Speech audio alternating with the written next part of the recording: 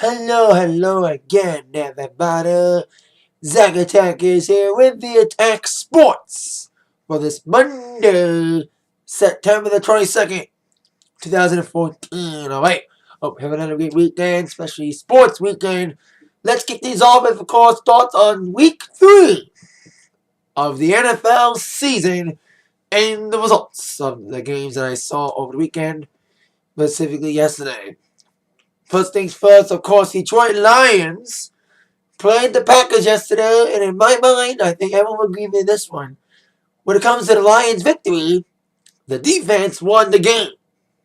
Started very quickly in that first quarter with the fumble by Green Bay, which resulted in a Lions recovery to a touchdown. Then the safety. Then we had the only Green Bay touchdown came from an interception from Stafford. And the only touchdown Stafford made was only in the fourth quarter. So like I said, defense won the game, which ended up being 19-7. So the Lions are 2-1 in the division.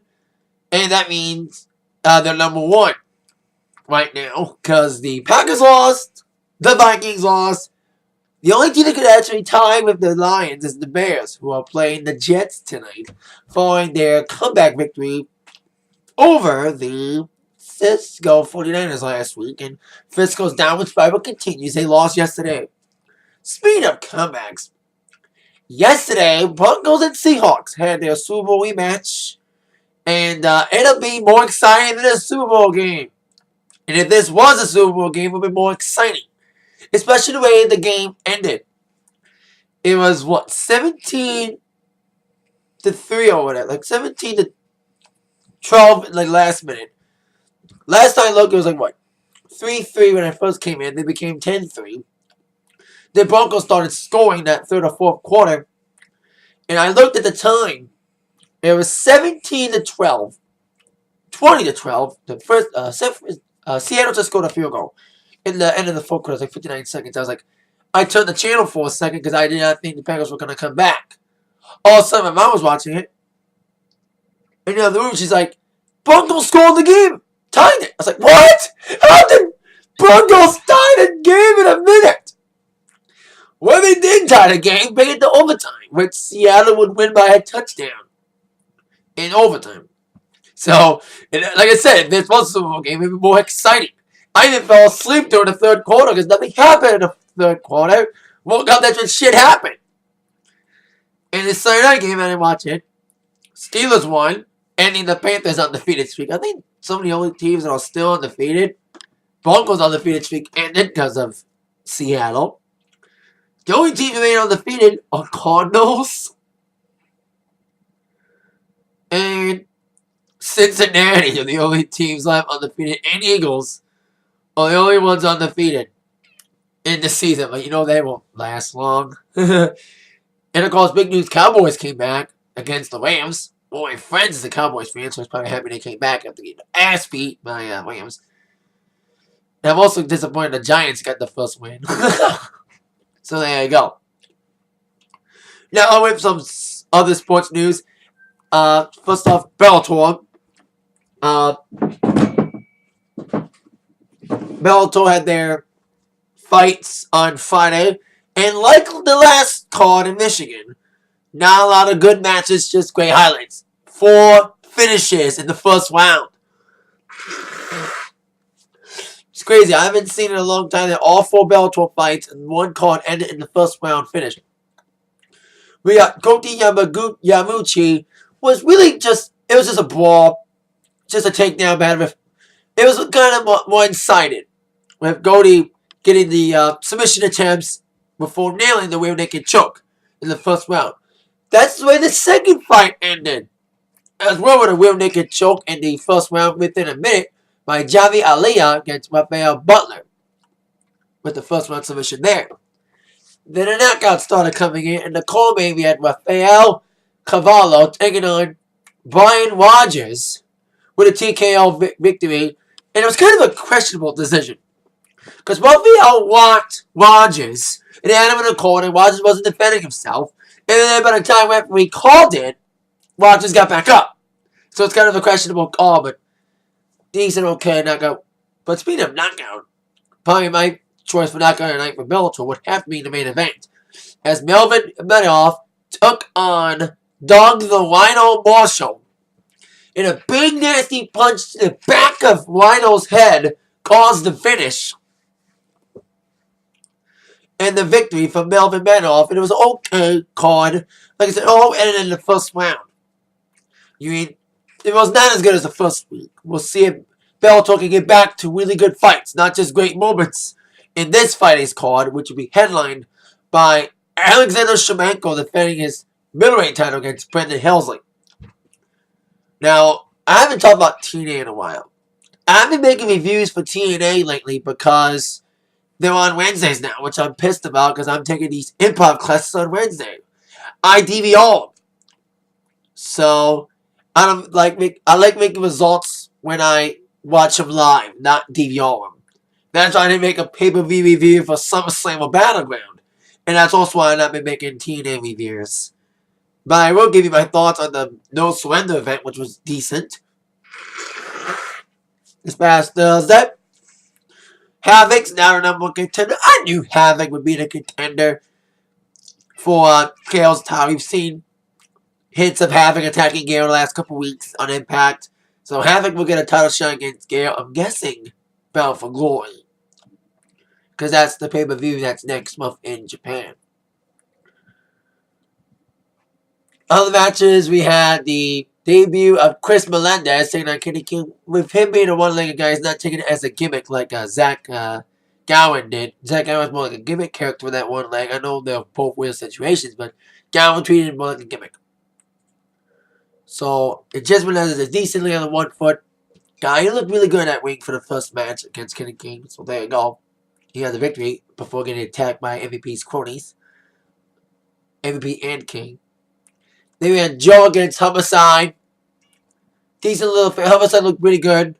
But of course, Joe got the victory. And this tag team series with the Wolves, Hardys, and 3D is as good as I knew it was going to be. I knew this series was going to be awesome. And all three matches have been amazing. Especially the ladder match last week as part of those surrender. Great ladder match. Very exciting. Very awesome. So, with the Wolves evening it up, and both Wolves was down 0-1 because both Team 3D and Hardys got the victory. I think there was they won each a match, and it's going to come down to the fourth matchup, which will air in a few weeks. Full Metal Mayhem. That should be awesome to end the series. It's been a great series thus far. Then we had Bobby Roode against Bobby Lashley for the TNA World Heavyweight Championship. Kind of the first screwy ending of Lashley's career as champion. Yes, we saw a little bit of interference from MVP and Kenny King, who got ran out of the ring. But despite them not getting, it was an interesting matchup with Bobby Lashley retaining the title. And we had a new Gold Rush tournament that's starting this week. Nux against Austin Aries, Anderson against Magnus, Abyss and Sam Shaw, Low Key and MVP, and Tajiri against Robbie E. And the winner of this tournament will get a title shot at any time.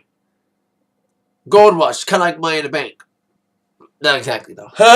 Get it? Gold, money, same thing, but not exactly. But still, that tournament will start this week. Speaking of Sam Shaw, got a little bit too involved in the Gunner match against Bram last week. And Sam got Gunner disqualified. Or lost the match, got him distracted. So there you go. Now on with tonight. WWE Raw review, or should I say preview for the night. Coming off last night's Night of Champions. For those of you who haven't seen my review yet, it was an interesting pay-per-view. It was entertaining. But some people were put off by the main event ending, which could signal Lesnar Cena 3 at Hell in a Cell. But we'll get down to the top 3 questions that must be answered tonight on Raw. I can only think of 3. Number 3. We will go down with the new champs crowned last night. Well, we have new tag team champions. Golden Stardust defeating the Usos in a fun opening matchup of the pay-per-view last night. It'd be interesting to see them as tag champs. And what would happen when the Ascension comes in to the main roster? Especially now they lost their NXT titles. They could be faces. Because Golden Star does a heels. Then, of course, we have a new IC champion, Miz, winning over Dolph Ziggler last night. Thanks to help from Mizdow. Of course, Damien Sandow, Miz's stand, and his stunt double. It's kind of a stupid thing to do, having Miz win again. And screwing Ziggler over again. And screwing over Cesaro, losing to Sheamus. I think Cesaro should have won the title, but I think Cesaro needs a bigger push than just being U.S. champ again. Then, of course, AJ regained her Divas Championship last night, defeating Paige in a triple threat match. I think they'll have a proper one-on-one rematch now, since both women have defeated each other twice. It'll come down to this woman match, for sure. It'll be one-on-one, not having Nikki Bella involved, which she didn't belong. So we'll see what goes down with that.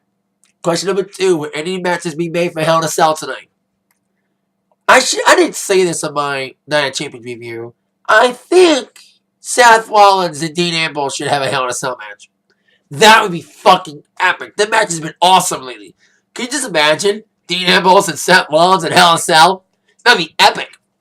Especially seeing Ambrose returning last night, attacking Rollins after the emergency surgery by Roman Reigns, causing him to miss the pay-per-view last night.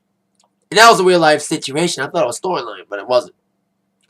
And of course, we may see Lesnar Cena 3, which leads to our number 1 question. What's next for Brock Lesnar? Will it be a rematch with Cena? Unfortunately, it looks like a yes. Cena won the match last night at Night of Champions by disqualification after Seth Rollins got involved.